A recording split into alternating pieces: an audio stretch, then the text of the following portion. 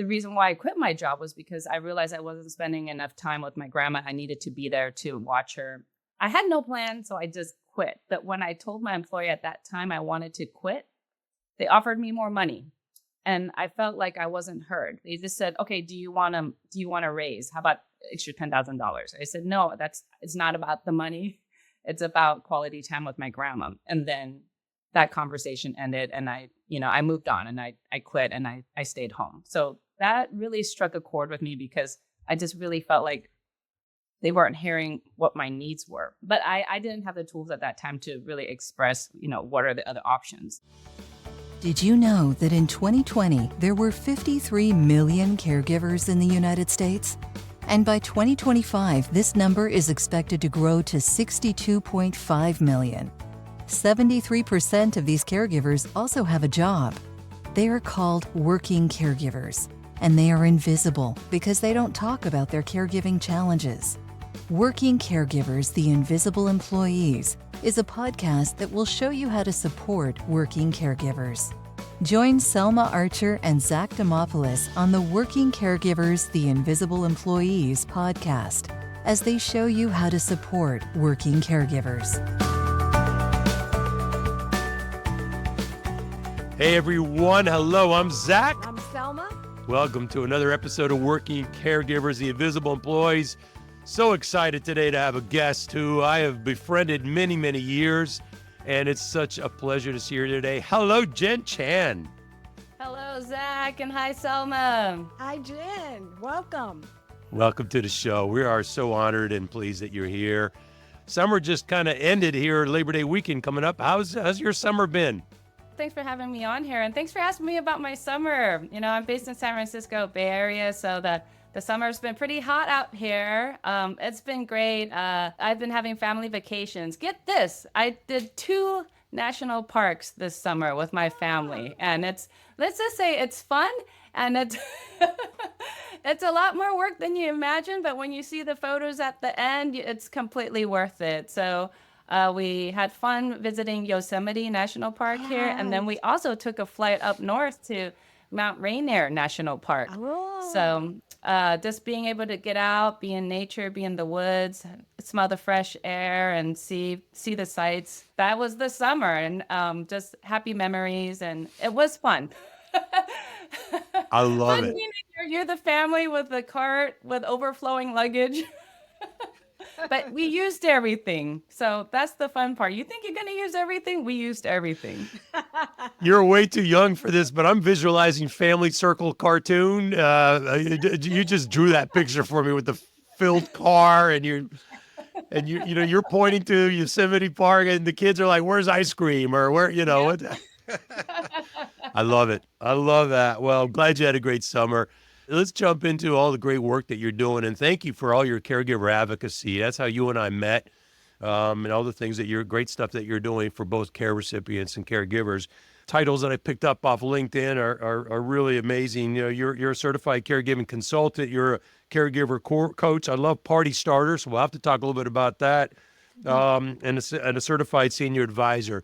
So tell me what got you into all this? Why do you do all this? You seem a little too young to do that, if you don't mind me saying. I got into this because honestly, it was just because I was a family caregiver for my grandma. I got into all these certifications.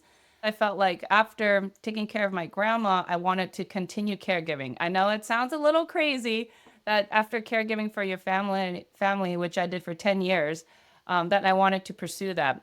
10 years of my life. I started caregiving when I was in my mid-20s, right? So you talk about being a young adult, 25 to 35. Those are prime time years for creating your career or moving forward with, say, your education. But I took a lot of that time to caregive for my grandma. So I decided, hey, afterwards, 10 years is a lot of experience. You can chop that up in your resume for let's just say all the project management, all the communication with family, all the coordination with all the healthcare individuals and care team involved. I decided to pursue a career, but I didn't go to school for caregiving. Let's just call it that. Currently, I did not go to school. So I said, what can I do to continue in this space? And I realized that I wanted to continue supporting other caregivers that were in my shoes to focus on coaching caregivers. Then also realizing that there's a whole segment, of senior care services that maybe I didn't even tap into when I was taking care of my grandma at home. There's a whole bunch of other senior services, so I wanted to educate myself and tap into the network with other senior care providers, such as those that were, say, home care companies offering home care services, which I didn't use, but I want to learn about it. And I wanted to be a point of contact and be an expert for potentially my peers within my community. And I can tell you that during those times, none of my peers were caregiving. But I can tell you now, I'm going to fast track 15, 20 years later. I have family and friends calling me asking about caregiving, asking for what are the next steps, what should we do, who should we contact. And I feel so blessed that I moved forward in this direction and to educate myself and the services available, and then be able to direct my family and affairs in the right direction, at least a starting point. So I can tell you that for me, being a caregiver and then having access community resources, I wanted to also give back to the community where I can work with caregivers, and I can also work for other agencies that offer services to caregivers. Oh, bless you. Like I said, we're really honored to have you. You don't find too many people who can have that type of passion and energy and be able to do the things that you did when you were younger. And your grandmother, I'm sure, was very, very appreciative. I do recall a picture of you pushing your grandmother on a beach in a Wow. incredible, weird looking contraption where it's got big wheels so you can get on the sand, right? Yeah. Yep, So you did have some access to some resources at that point, but how did you go about seriously at that age? And let's face it, it just wasn't that common or popular, may I add, online to talk about young caregivers and where access resources. I'm just curious, where did you go get your stuff, your help, your support? At that time, I feel like now the caregiving conversation is huge. Back then, it just wasn't as huge. And I'm going to tell you, with all honestly, I didn't really start looking for resources until halfway through my journey. I can't recall a specific time. Maybe it was year 4 or 5. And I mention these because it's important, because it's about identity. I did not self-identify as a caregiver until somewhere in the middle of the journey. I really, truly thought I was just taking care of my grandma. I'm just a granddaughter taking care of my grandma. I'm doing all the things, but soon it kind of all the things. She had diabetes, and then she ended up needing to be in a wheelchair. So not only was I giving her insulin injections and managing her medications, taking her to her doctor's appointment, I was helping her transfer toileting. It became kind of a full-time job. That's when I realized, I said, wait, this is an actual role. And I just realized, I said, this is something I need to look, I need to search. And then I think I was Googling, doing some internet searches, and then I came across the word caregiver. And that's when I said, wait, what are the responsibilities of the caregiver? And I said, oh, I do this. I do all of these things. Oh, wait, so that's me. Okay, there's a name for it. Great. So now what? When I was able to find that identity, that let's call it the key word, then I was able to search the internets of the world and all the resources, all the groups, all the conferences, all the workshops, all the books that were available. And it completely opened my world, knowing that I was not alone in this journey, but there's so many resources I can tap into. And that's when I just started finding out, like, what can I do? Speaking of that wheelchair with grandma, like, how can I as a caregiver take my grandparent in a wheelchair, still enjoy nature? And then going back to the national parks, San Francisco, the Golden Gate Park, they offered free wheelchairs. You just drop off your ID and they give you this wheelchair that with big wheels where you can go, and then you come back. And then you get your ID back. Simple little things like that because of a keyword search. I mean, I can't emphasize the importance of that identity piece. So for me, it was with understanding the responsibilities that kind of snowballed into a list of a full-time role, then realizing, oh, I am a caregiver. So now what do I do? Yeah. And I also want to let you know, when I was taking my grandma to the doctor's appointments, I don't recall them telling me in the beginning that I was her caregiver. They just said, who are you? Oh, you're the granddaughter. Okay, great. That was just that. But once I became a caregiver, then I recall I was looking for all the caregiver brochures in the waiting room, asking for all the caregiver programs that were available.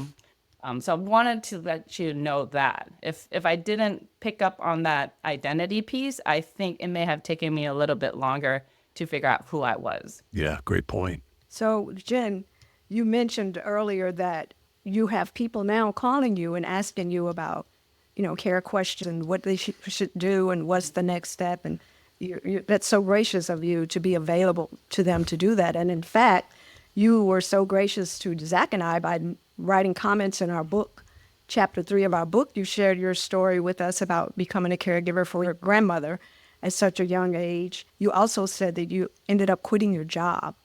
And you commented that it's very important to work for an employer that supports caregiving. I just wonder if you could talk a little bit about that, why you feel that's so important. Yes, and thank you. Thank you for just including my the story in your book, which I find is absolutely compelling on the care culture of the working caregivers. And I mentioned the importance of the flexibility employers and for them to acknowledge caregiving because I actually started talking to employers and leading with that story. And it allowed me to figure out if I wanted to work for the company. The reason why I quit my job was because I realized I wasn't spending enough time with my grandma. I needed to be there to watch her. I had no plan, so I just quit. But when I told my employer at that time I wanted to quit, they offered me more money. And I felt like I wasn't heard. They just said, "Okay, do you want a raise? How about extra $10,000?" I said, "No, it's not about the money. It's about quality time with my grandma." And then that conversation ended, and I moved on, and I quit, and I stayed home. So that really struck a chord with me because I just really felt like they weren't hearing what my needs were. But I didn't have the tools at that time to really express, what are the other options. And so when I finally got back into the workforce, I was actually interviewing for part-time jobs. And when they asked about my availability, I said, it's really important for you to know that I'm on call 24/7, that I take care of my grandma. At any point, I need to just leave to take care of her. Yes. That's what I need to do. That's my priority. Some companies that I interview with said, well, that's not going to work. I said, well, then your culture doesn't work with me. And it's okay. I'm interviewing for you too. So I'm just going to move to another company that supports that. Eventually, I found a company that was able to support my caregiving responsibilities and also offer me flexibility at work. I was working for a beverage brand, working in the grocery business, and I got to determine my own hours as long as I did the job. That's all that really mattered. And then I was able to complete my reports. I was also able to drive around. So if I had to take off, I was able to drive back home.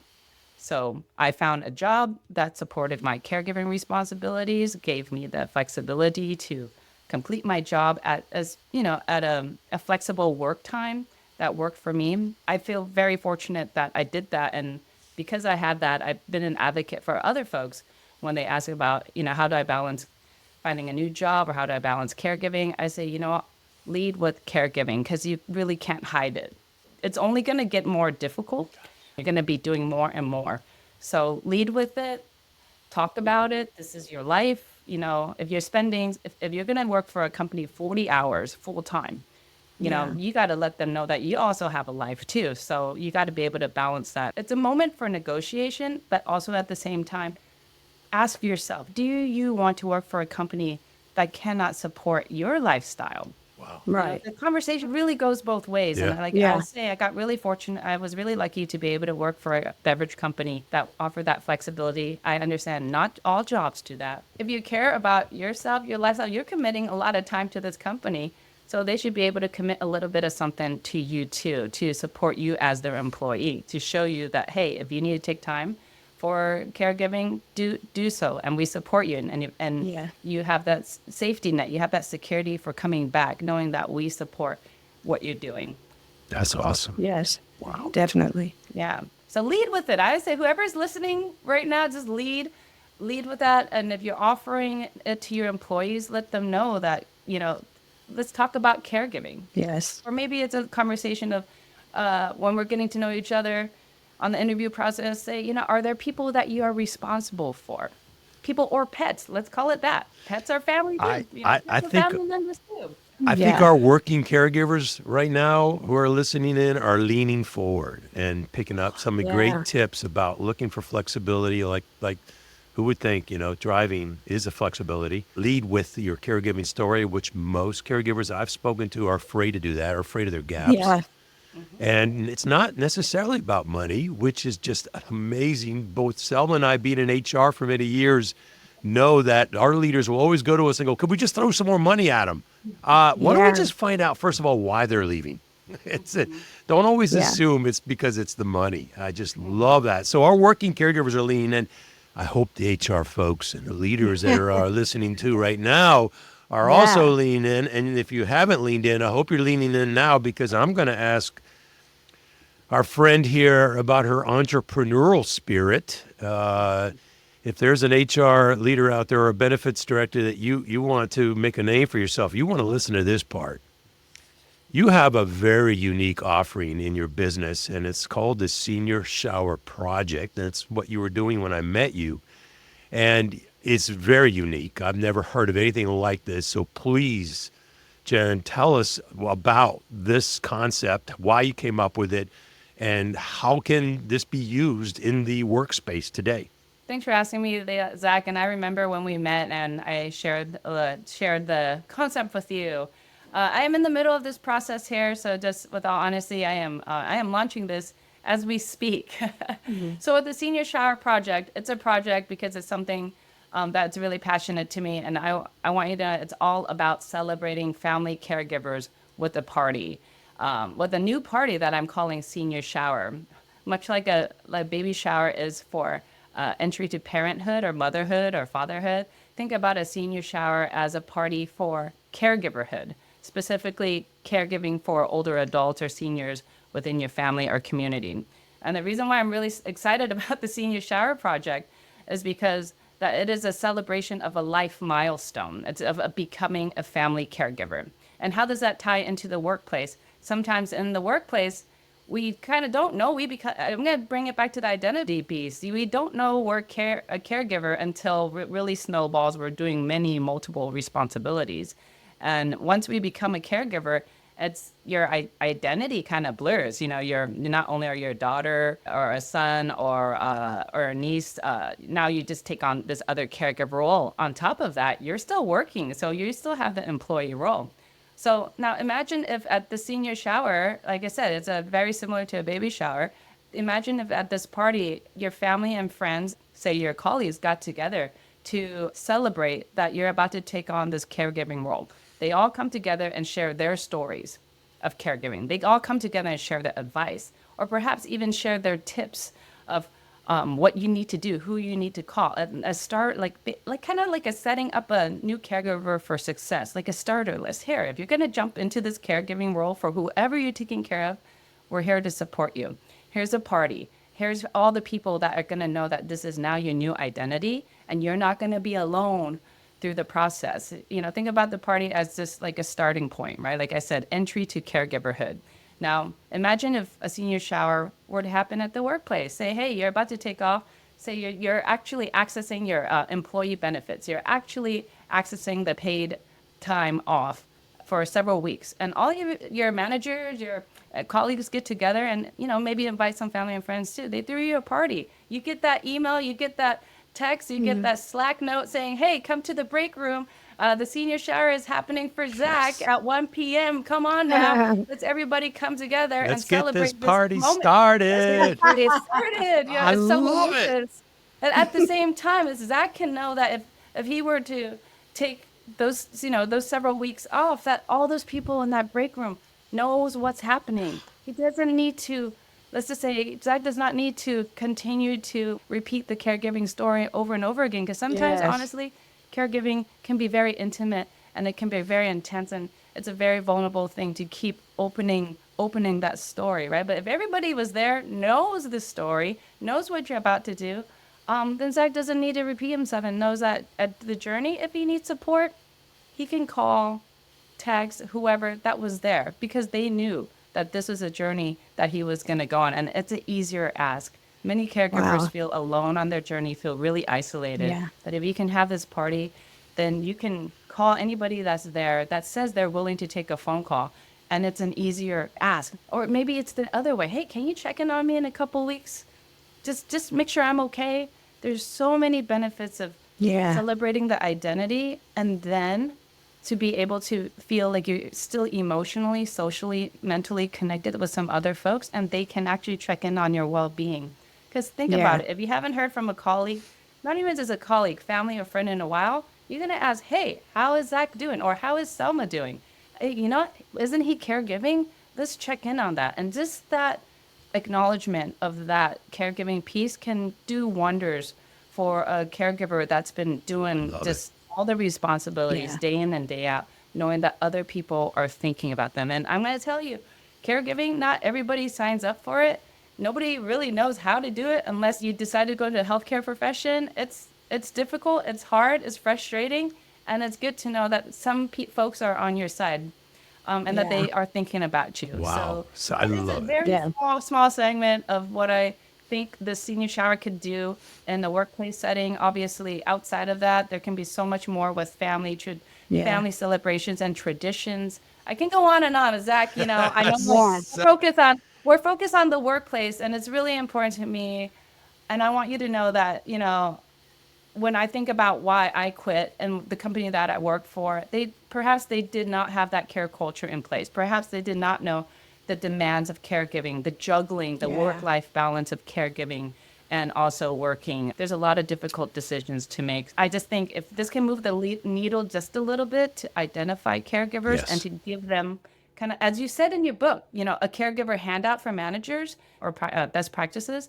Think about if you just gave your employee and say, hey, you're about to go, here's a little booklet, here's a starter kit for you, and then please access all these phone numbers and resources that are available to you with our benefits program. And if you have any questions, call us and we can help you. Love it. Love it. Love Yeah, it. Love that's it. great.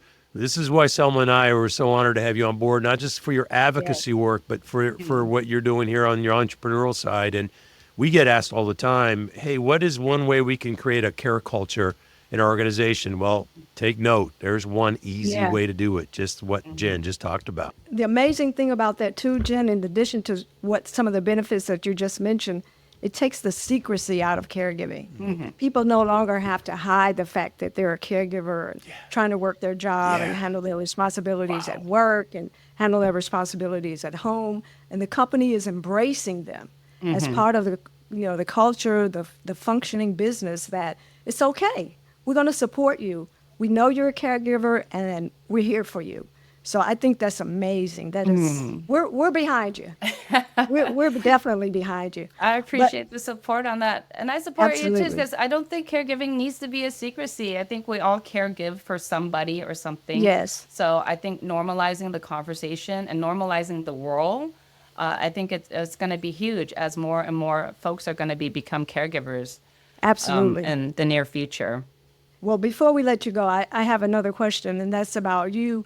Actually, I'm just so impressed and overwhelmed by the many advocacy roles that you've undertaken, and how much you've contributed to the care economy in this country. And among them is your experience working for Caring Across Generations, where you worked on the national level to help make care in this country more accessible, more affordable, more equitable for everyone. So if you were talking to someone in our audience right now, a business leader or an employer in our audience, what would you say is one thing, maybe one or two things that they could do right now, right away, to help move care in this country, in the right direction?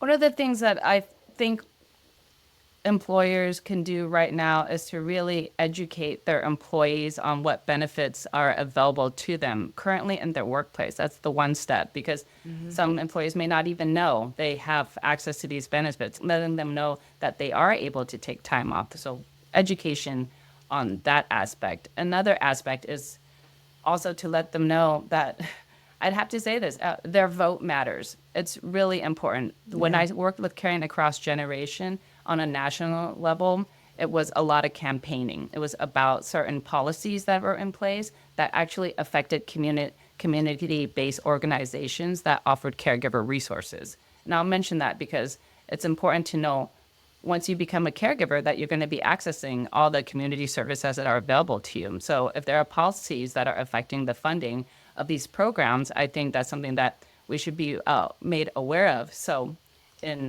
for something that would be actionable, companies can to do the survey, do a status check or assessment of how many caregivers are within the organizations, and then publicizing and informing them about certain policies that are in place that they should be aware of that could affect them. Understanding the policies will really allow everyday working caregivers and the employees to know that their voice matters and vote for what's going to affect you, not only in your bottom line, but what's going to affect your personal home life.